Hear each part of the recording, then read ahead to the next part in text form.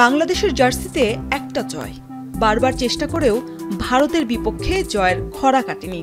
তবে এবার বিফলে যায়নি হামজা সমিতের পরিশ্রম আর কোচের কৌশল। মিলল সফলতা, পূরণ হল ভারতকে ২২ বছর পর হারানোর স্বপ্ন।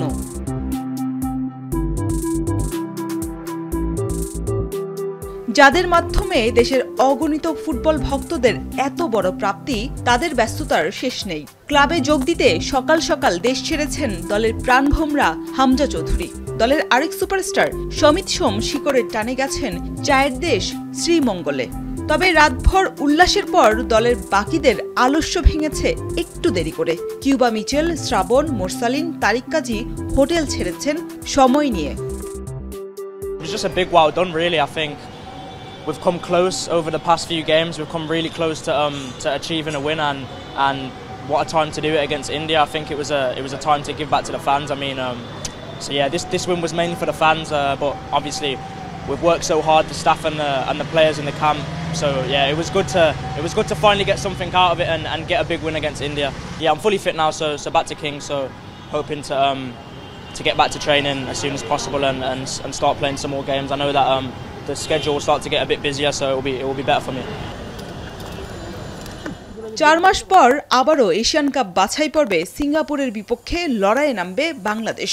এই সময়ের মধ্যে দেশের মানহীন ঘরোয়া ফুটবলের ফাঁকে ফাঁকে এশিয়ার সেরা দলের বিপক্ষে ম্যাচ খেলার আয়োজনের দাবি ফুটবলারদের।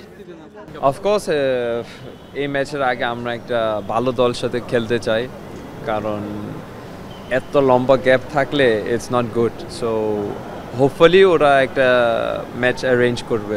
Can be any team in Asia to be honest, but একটা শক্তিশালী টিম। কিছু ম্যাচ আয়োজন করা, যে আপনার ফিফা ফ্রেন্ডলি বা ইন্টারন্যাশনাল ম্যাচ, যে ম্যাচগুলি দেখতে বাংলাদেশের মানুষ আবার মাঠে আসবে, আরও বেটার পারফরমেন্স আসবে এবং ইন্টারন্যাশনাল ম্যাচে টাচে থাকবে। তাইলে 4 মাস পর আপনি সাডেনলি খেললে এটা গায়ে লাগবে না। বাট তারা কোনো জয় পায় নাই। সে বলছে ইন্ডিয়ার সঙ্গে তার সবচেয়ে বেস্ট ম্যাচ হবে, ইন্ডিয়ার তার প্রতিপক্ষ সবচেয়ে বেস্ট প্রতিপক্ষ।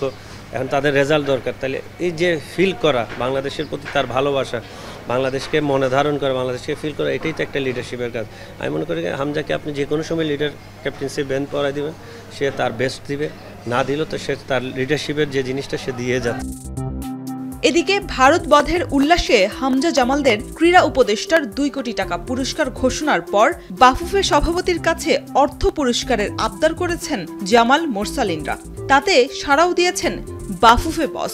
এমন প্রাপ্তি ফুটবলারদের ভবিষ্যতে ভালো খেলায় উদ্দীপ্ত করবে বলে মনে করেন সাবেক এই অধিনায়ক মামুনুল। এত টাকা বোনাস আমাদের দেয় নাই, কোনো সময় আমাদের ক্রীড়ামন্ত্রীও কোনো সময় যায় নাই, সাডেনলি গেছে ক্রীড়ামন্ত্রী। ধরেন ফাইনাল খেলতেছে, যেতে হবে লাইক দ্যাট। বাট এই ধরনের এশিয়া কাপ, ওয়ার্ল্ড কাপ কোয়ালিফাইনে আমার মনে হয় না ক্রীড়ামন্ত্রী কোনো সময় গেছে। বাট আমার এটা আমি মনে করি যে স্পোর্টসের জন্য গুড সাইড। মন্ত্রণালয় থেকে ক্রীড়া উপদেষ্টা যাচ্ছে, সাপোর্ট করছে। আমাদের খেলার টাইমও তো স্বল্প, এই টাকাগুলি তো আমাদের একটা বোনাস হিসাবে, এটা সারা বাংলাদেশের মানুষ জানছে, এশিয়ান লেভেলে মানুষ জানছে যে ম্যাচ জিতছে, বোনাস আসতেছে, যেখানে আমাদের কোনো স্যালারি নেই। তাহলে আমি বলবো যে ন্যাশনাল টিমের এই বোনাসগুলি খুবই ইতিবাচক। যখন এই জিনিসগুলি কন্টিনিউ হবে, এই জিনিসগুলি একটা টার্গেট থাকবে, মাসবি আপনার ইমপ্রুভ হবে। তাবি ভাইকে ধরছি, আমি ওনাকে বলছি একটা বোনাস দিতে হবে। তো he took me to the side, তারপরে বলছে জামাল আমি এখানে ডিক্লেয়ার করতে পারি না, বা ডিনার সময় আমি তোমার সাথে আলাপ করবো। তো ডিনার সময় উনি আসছে, তো উনি বলছে নেক্সট উইক উনি একটা সবার সাথে একটা লাঞ্চ করবে, তো ওইখানে উনি ডিক্লেয়ার করবে। It can be 1 lakh, it can be 100 টাকা, আই ডোন্ট কেয়ার। 24 নভেম্বর থেকে শুরু হবে বিএফএল এর মাঠের লড়াই। এর আগে নিজেদের প্রস্তুতে দেখা যাবে ফুটবলারদের ক্লাব ব্যস্ততা। শরীফ রওশন, এখন ঢাকা।